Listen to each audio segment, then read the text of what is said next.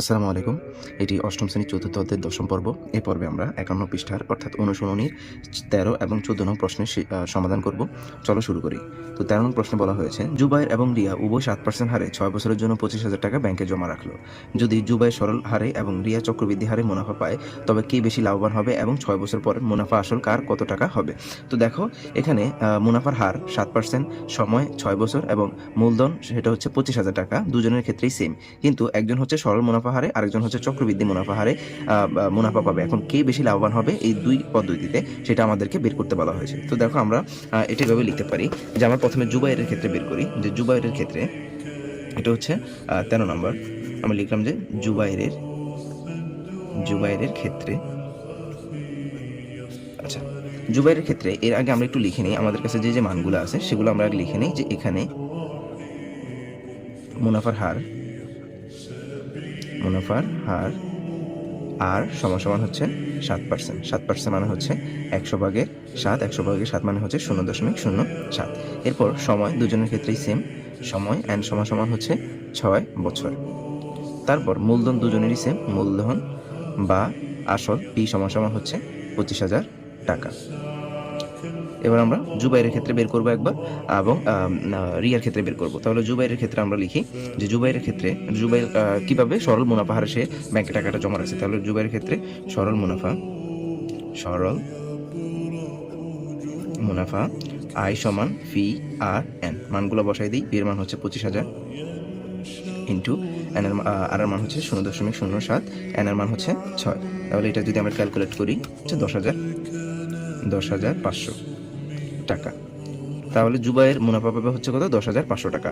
আমাদেরকে আরেকটা জিনিস বের করতে বলা হয়েছে, সেটা হচ্ছে মুনাফা আসল কার কত টাকা হবে। তাহলে এখানে বের করে ফেলি। মুনাফা আসল মানে হচ্ছে আসল যোগ মুনাফা, অর্থাৎ আসল যোগ মুনাফা। সেক্ষেত্রে আসল হচ্ছে ২৫,০০০ টাকা। এটার সাথে আমরা মুনাফা হচ্ছে ১০,৫০০ টাকা। তাহলে টোটাল জুবাইরের মুনাফা আসল হচ্ছে ৩৫,৫০০ টাকা। ৩৫,৫০০ টাকা হচ্ছে জুবাইরের মুনাফা আসল। তাহলে এটা আমরা জুবাইরের ক্ষেত্রে পেয়ে গেছি। এখন আমরা বের করব রিয়ার ক্ষেত্রে। আমরা লিখি যে রিয়ার ক্ষেত্রে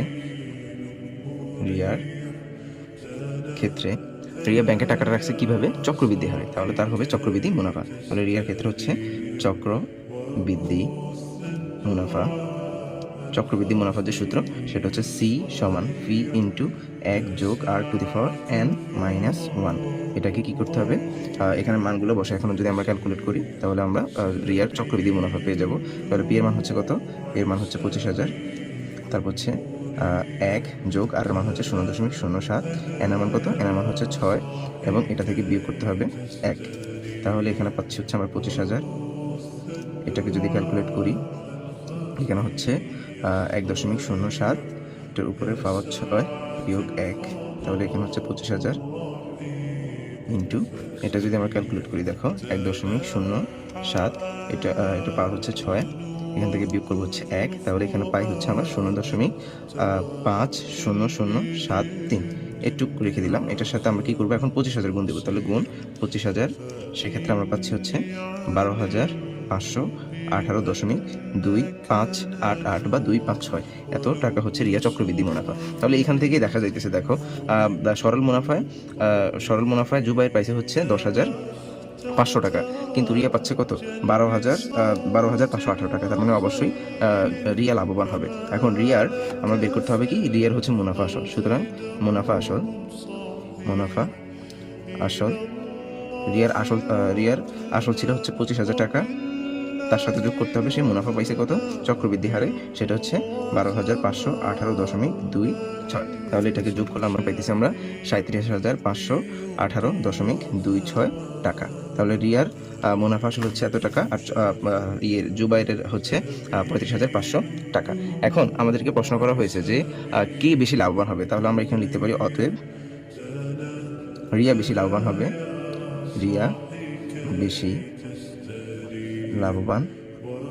হবে।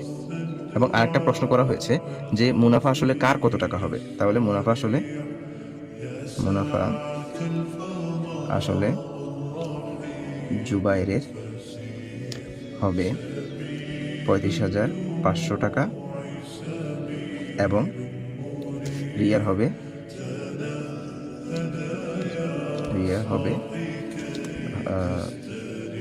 37,518.26 টাকা। 14 নম্বর প্রশ্ন বলা হয়েছে, আহসান এবং তাহসিনা উভয় 11% মুনাফা হারে 5 বছরের জন্য 20,000 টাকা করে ব্যাংকে জমা রাখলেন। দেখো এখানেও দুজনের মুনাফার হার, সময় এবং মূলধন একই। তো এখানে বলছে যদি আহসান 6 মাস অন্তর মুনাফা ভিত্তিক এবং তাহসিনা 4 মাস অন্তর মুনাফা ভিত্তিক চক্রবৃদ্ধি মুনাফা পায়। দেখো এখানে হচ্ছে 6 মাস অন্তর, এটা হচ্ছে আহসানের ক্ষেত্রে, আর তাহসিনের ক্ষেত্রে হচ্ছে 4 মাস অন্তর মুনাফা ভিত্তিক চক্রবৃদ্ধি মুনাফা পায়। তবে কে বেশি লাভবান হবে এবং 5 বছর পরে কার কত মূলধন হবে সেটা বের করতে বলা হয়েছে। যেহেতু এখানে দুজনেই চক্রবৃদ্ধি হারে ব্যাংকের মধ্যে টাকাটা জমা রাখছে, তাহলে দুজনের এখানে চক্রবৃদ্ধি মুনাফা বের করতে হবে। যার চক্রবৃদ্ধি মুনাফা বেশি হবে সে বেশি লাভবান হবে এবং দুজনের মুনাফা মূলধন বের করতে হবে। তো আমরা প্রথমে তাহসানের ক্ষেত্রে বের করি। তো আমরা লিখে নিলাম যে প্রথমে আমরা আহসানের ক্ষেত্রে বের করব, এরপর আমরা তাহসিনের ক্ষেত্রে বের করব। তাহলে আমরা লিখলাম যে তাহসানের ক্ষেত্রে তাহসান ব্যাংকের মধ্যে টাকাটা কয় মাস অন্তর মুনাফা ভিত্তি করে রাখছিল, সেটা হচ্ছে 6 মাস। তাহলে 6 মাস হচ্ছে 12/6 বছর, যেটাকে আমরা লিখতে পারি হচ্ছে 2/1 বছর। এবং মুনাফার হার আর সমান কি করতে হবে, তার এই যে 2/1, এই 2/1 সাথে মুনাফার হার যেটা প্রশ্নের মধ্যে দেওয়া ছিল 11%, সেটাকে গুণ করে দিতে হবে। তাহলে এখানে পাচ্ছি আমরা 2/1 গুণ 11% মানে হচ্ছে উপরে 11 নিচে 100। তাহলে নিচে পাচ্ছি হচ্ছে আমরা 200, উপরে পাচ্ছি হচ্ছে 11। এটাকে যদি আমরা ক্যালকুলেট করি 0.055। তাহলে এখন আমরা দেখব যে সে 1 বছরে কতবার মুনাফা পায়। তাহলে আমরা লিখি যে 1 বছরে মুনাফা পায় বা পাবে 1 বছরে মুনাফা পাবে হচ্ছে, আমরা কি করব, 12কে 6 দ্বারা ভাগ করব। এখানে পাই হচ্ছে আমরা 2 বার। তাহলে এটা হচ্ছে 1 বছরের হিসাব, অর্থাৎ সে 1 বছরে মুনাফা পায় হচ্ছে 2 বার। তাহলে সেই ব্যাংকে টাকাটা রাখছিল কত বছর, 5 বছর। তাহলে 5 বছরে মুনাফা পাবে হচ্ছে 2 গুণ 5 সমান হচ্ছে 10 বার। অর্থাৎ n সমান হচ্ছে 10। সুতরাং চক্রবৃদ্ধি মুনাফা C সমান ফি ইন্টু 1 যোগ r two the power n minus 1। মানগুলো বসাই দিই। পি এর মান হচ্ছে কত, পি এর মান দেওয়া ছিল সেটা হচ্ছে 20,000। তারপর হচ্ছে 1 যোগ আর এর মান কত, এই যে আর এর মান 0.055, n এর মান হচ্ছে সে 10 বার মুনাফা পাবে, 10 বিয়োগ 1।